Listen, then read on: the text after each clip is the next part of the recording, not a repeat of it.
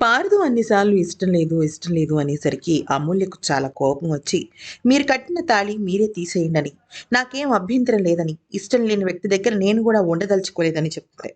కానీ ఆ మాటలు విన్న పార్థు ఏమంటాడంటే, నీ మెడలో తాళి తీసేయటం నాకు 5 నిమిషాల పనే. కానీ అది సంస్కారం కాదు. నేను తీయలేను.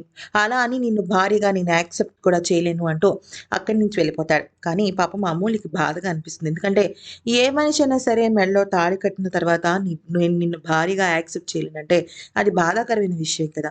అయితే ఈలోపు పార్థు వాళ్ళ ఆ అమ్మమ్మ అలాగే ఆ మామయ్యలతో పాటుగా పార్థు వాళ్ళ నాన్న కూడా వచ్చి పార్థుకి నచ్చజెప్పే ప్రయత్నం చేస్తారు. అమూల్య విషయంలో నువ్వు తప్పు చేస్తున్నావని, ఒకప్పుడు నువ్వు ప్రేమించిన మనిషే ఇప్పుడు నీకు భార్య అయిందని చెప్తుంది అమూల్య వాళ్ళ అమ్మమ్మ.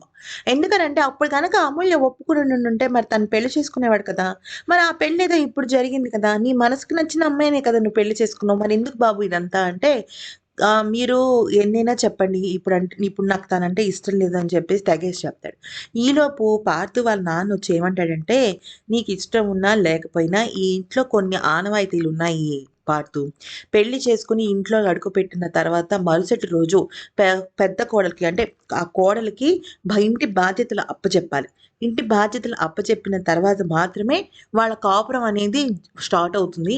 నువ్వు ఈ రకంగా ఆనవాయితీలని గనక తప్పుదోవ పట్టిస్తే మీ అమ్మమ్మ, మీ బామ్మ, తాతయ్యలు క్షోభిస్తారంటే దానికి ఒప్పుకుంటాడనమాట పార్థు. ఈలోపు అందరూ అసెంబ్ల్ అవుతారు హాల్‌లో. అంటే అందరూ కూర్చొని అమూల్యని పిలిచి బాధ్యతలు అప్పగిద్దాం అనుకున్నప్పుడు, ఆ అమూల్య వెంటనే నేను తీసుకోనంటుంది. దాంతో షాక్ అవుతాడు పార్థు. అదేంటి అంటే, ఆయన నన్ను భార్యగా యాక్సెప్ట్ చేసి ఇవ్వలేదు.